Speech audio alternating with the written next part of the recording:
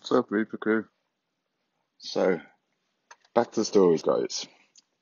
If you are liking the content so far, please like and subscribe to the channel. It does help. The more subscriptions I see, the more regular I'll be doing uploads. Also, if you have anything you'd like me to narrate, please share in the comments below and I'll check this out and narrate it for you. So, today's story is called I Went to a Serial Killer's Lair. Here is a story I've never told anyone, partially because elements of the story are just not appropriate in social situations. As a result, I've locked this away in my memory, and I rarely think about it. Fair warning, this story does involve some sketchy sexual situations, but does not describe any actual sexual acts.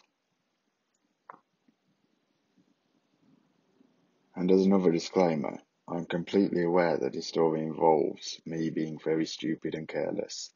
I'm not going to inject these acknowledgements into the story, but rest assured that in hindsight I'm aware of the foolishness that took place, and I'm not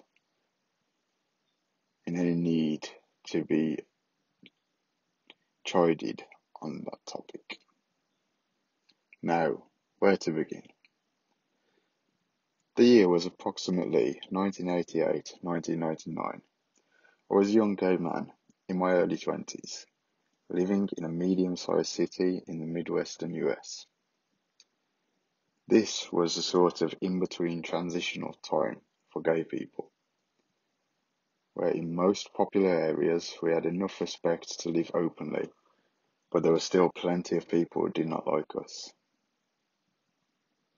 It was well before the invention of smartphones, and the internet was still in the early stages of mass adoption. There were large communities online, but it was not yet at the point where most Americans were online. Online socialization consisted of chat rooms hosted by various services like AOL, Yahoo, or IRC servers. The message boards were still in use by large numbers of people. For gay men at this time, it was nothing short of revolutionary. Prior to the internet, to the broader culture changes, gay men had been stuck looking for fun in secretive and or shady places due to their inability to freely express themselves. In the 90s, it was still somewhat risky, but the internet offered a way to talk freely and relatively anonymously, without the risk of being outed or worse. For this reason, it really took off. The gay communities and gay men were a very large part of the user base for the social platforms. It was suddenly very easy and relatively safe to find dates, friends, or just sex, and it quickly became the norm for a lot of gay men. On the other hand, being such a new communication tool for most people, we were sometimes blind to the risks. Being an attractive young man in my prime, I made liberal use of the internet and online communities to find dates. That is to say, I had plenty of hookups. My city had a decent number of chat rooms and personal message boards, and I had most great experiences. I met the typical assortment of good guys and closet cases, and weirdos that you'd expect. I wasn't an absolute hoe by most standards,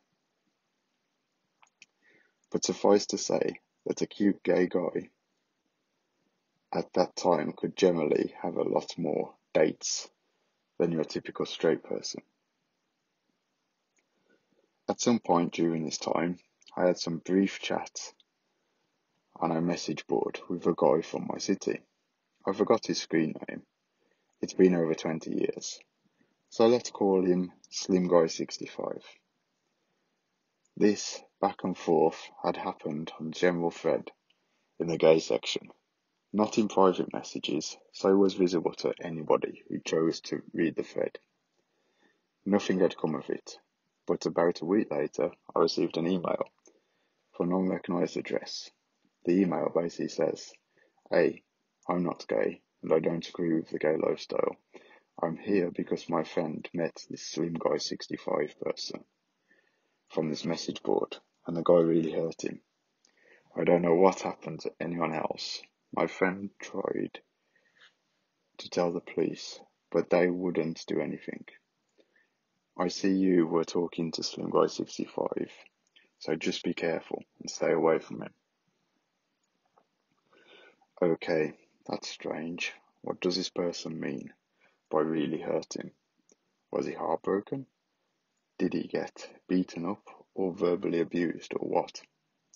I responded to the email asking for clarification on what exactly happened. I never received a response. I was slightly weirded out by it. But on the other hand, it's an anonymous email from someone who doesn't respond and is vague about their warning.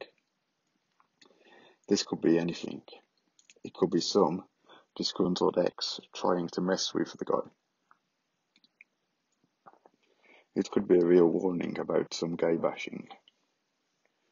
It could be someone trolling who doesn't have anything to do with anyone. I kept it in the back of my mind, but pretty much shrugged it off.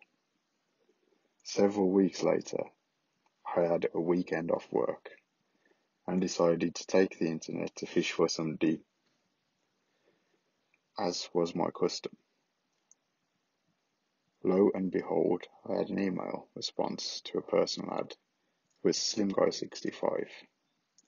He was offering to meet at his place and hang out and just have a good time. Wink, wink, nudge, nudge. I won't go into the details. And as I recall, there weren't really many details discussed other than small talk and intros we'd done previously. Nothing about this guy was really sounding interesting to me. But I had no other offers on this day, so I decided why not. I'll go and see what this dude is about.